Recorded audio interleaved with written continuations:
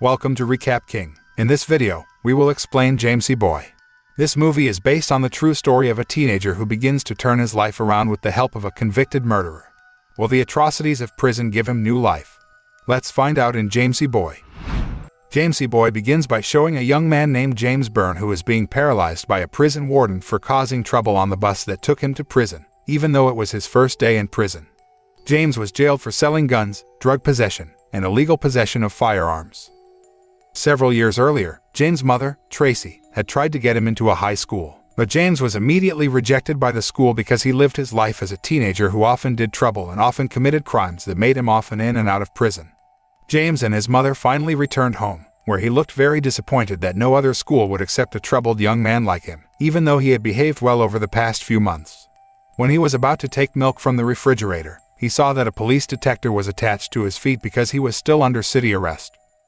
James then went to the nearest mini market to buy milk. He met Crystal and Drew, who turned out to be stealing the mini market and accidentally involved him. After the three managed to escape, he decided to befriend them. Back in the present, when James is in prison, a new inmate named Chris looks weak and geeky. One of the cruel convicts named Guillermo and his gang made Chris the target of bullying. Seeing this, James immediately approached Guillermo and asked him not to disturb Chris or the other weak inmates. Guillermo was annoyed that James interfered in his affairs and then tried to hit him, but before he could hit James, a guard fired warning shots and all the prisoners were ordered to lie down. After that, Lieutenant Fulton, the prison's chief warden, approached James and warned him not to cause trouble. Only a few months in prison, James was always getting into fights with other inmates, even though he only defended others prisoners who were always being bullied. The scene switched back to the past. After committing a petty burglary at the house of one of their friends, Crystal tells James about Rock, a man who hires her and Drew to do odd jobs as drug couriers. That night, Tracy finds a bottle of liquor in James' room and immediately scolds her son for trying to raise him and his younger sister, Holly, to be good children, even though she is a single parent. But James, who was annoyed, snapped back at his mother. Apparently, the absence of a father figure in his life made him experience many difficulties, especially in controlling his anger.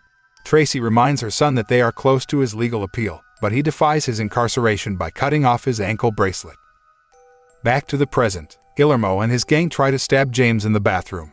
James managed to dodge their attacks. However, when James and Guillermo got into a fight, Chris, who happened to be there, became a victim and was seriously injured. The fight was finally broken up, but Lieutenant Fulton instead blamed James for the commotion and put him in solitary confinement. The scene then switches to the past where James goes to Rock's house and inquires about making money like Crystal and Drew. Rock propositions him to be his getaway driver. While Rock and Drew are on their way, James, who remains in the car, suspects something is wrong. He finally took the initiative to catch up with his two trapped colleagues and immediately helped them. After they finally finish their work and escape from there, Rock rewards him quite a lot of money and then offers him a chance to work for him full-time. In the present, James is in the yard, seeing a solitary prisoner named Conrad. He hears a rumor about Conrad being a violent prisoner where he has killed many cops. James tried to befriend Conrad, but he ignored him. The scene switched back to the past again. James and Crystal are wandering around a convenience store. When James tried to buy cigarettes and liquor, the cashier, a girl named Sarah, told him to just take it without paying because she didn't want to get into any trouble with him. After that, James met Rock and tried to persuade him to increase his wages because he had been working hard all this time, but Rock refused his request. The scene then switches to present day, where his mother visits James in prison. His mother tried to encourage James and advised him to behave appropriately to be released sooner than the verdict had been determined by the judge. In his cell, James began to ponder his mother's words. He was determined to behave well and shared his experiences in prison by writing poetry. Since James has had nightmares since the incident that injured Chris, he takes up poetry to block out prison. He then composed a poem and gave it to Conrad. After reading the poem, Conrad's attitude finally softened. He then suggested to James to continue writing poetry to lighten the burden of his life while in prison. Since then, James has always taken the time to continue writing poetry so that he is not stressed during his time in prison and he is slowly able to control himself. Not long after, Chris finally recovered from the fatal wound he suffered. James then approached Chris and told him that he would always protect him in prison while serving his sentence. The scene turned back to the past. James and Drew are assigned by Rock to collect a debt from a man who owns a strip club. The two then barged into the man's office. James then pointed a gun at him because the man was reluctant to pay his debt. However, soon the man's men came and ambushed James and Drew. After being kicked out of there, James smashed the man's car window to vent his anger, where he accidentally found a bag containing weapons. Without thinking, he immediately stole the bag. Meanwhile, James, who is already friends with Sarah, comes to her and engages in a heart-to-heart conversation. James felt a warmth and happiness that he had never experienced before when he was with Sarah. He also intends to change, leave all his illegal jobs and start a new, better life with Sarah. He then returned to headquarters, where Rock, knowing that James had stolen the gun belonging to the man who owned the striptease club, immediately scolded him severely because he had put his business in danger. After that, Rock immediately ordered James to fix the situation. In the present, fearing for Chris' safety, James tries to persuade Lieutenant Fulton to transfer him to a protective cell until his trial is held, but Fulton balks at his request. The next day, Guillermo tries to start a fight with James, but James manages to control his emotions and ignores Guillermo. Not long after that, Chris finally underwent trial and his sentence was added to 6 years because he was involved in an incident between James and Guillermo in the bathroom some time ago.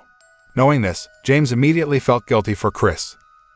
The scene switches to the past, showing James and Sarah, who like each other and decide to have a romantic relationship. James finally made up his mind to leave his criminal life behind. He then tries to leave Rock's crew, but Rock tells him that there is a deal going down that night and guilt trips him into going.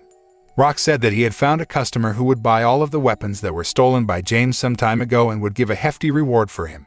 Because he really needed money to live with Sarah and wanted to finish everything one last time, he finally agreed to help Rock sell the weapon. Meanwhile, turning to the present, Lieutenant Fulton orders all the inmates to get out of their cells and line up. Chris looks battered because he is often bullied in prison. However, he seems to have pulled a cloth out of his clothes and intends to hang himself. James, who realized this, immediately rushed to Chris to stop him, but the prison guards blocked him. Chris finally jumped out of the hall and ended his own life. Out of anger, James got angry and beat Guillermo. Back in the past, James and Drew were waiting for the gun buyer at a designated place, but because the agreement was not reached, James and the buyers were involved in a shootout until the police arrived there. James and Drew managed to escape, but because they left Rock's car just like that, the police immediately investigated the car's owner and managed to arrest Rock and Crystal, who were at headquarters. James then runs off to Sarah's house and tells her to pack up to leave town together, but Sarah refuses and tells James to face his crime. Rejected from Sarah, James became discouraged and desperate. He was finally arrested by the police and thrown into prison soon after. Meanwhile, due to Chris's suicide, Lieutenant Fulton is sued by the prison committee because he is deemed unable to carry out his duties to provide security for inmates who feel threatened like Chris. On the other hand, James, who was still devastated by Chris's death, became emotionally unstable and deliberately started a fight with the other inmates in the courtyard. However, Conrad quickly stopped him and told James he had to take care and control himself because of his upcoming trial. Not long after, James was finally undergoing his trial. In front of everyone, a resigned James admits his regret for Chris's death and all his decisions in the past that got him into trouble and in and out of prison. James is resigned to having his sentence added to for everything he did in prison and because he couldn't protect and save Chris. Even so, he vowed that he would change into a better person and would live his life properly and not commit crimes again. Hearing James' sincere confession, the judge decided to reduce his sentence so that he could be released more quickly. Moreover, James has also behaved well in the remainder of his sentence. Sometime later, James was finally released. When he said goodbye to Conrad, he told James that he would kill him if he returned to prison. The two friends eventually parted ways. James is greeted by his mother and younger sister outside the prison, who are very happy that he was released early. Not long after, he got a job as a janitor. James met an old acquaintance who offered him some illegal jobs one night, but he turned them down. James then thought of Sarah and intended to meet her. However, when he arrived at the mini-market where Sarah worked, he found that the mini-market was closed. He then goes to Sarah's house, but her father says she has moved.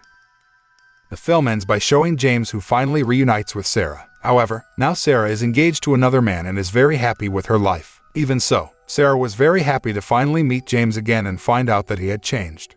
The two talk about their respective lives, and James expresses his desire to go to another city. In real life, James Byrne is now a writer, producer, and activist who is very vocal in protecting children and youth from violence. The film ends.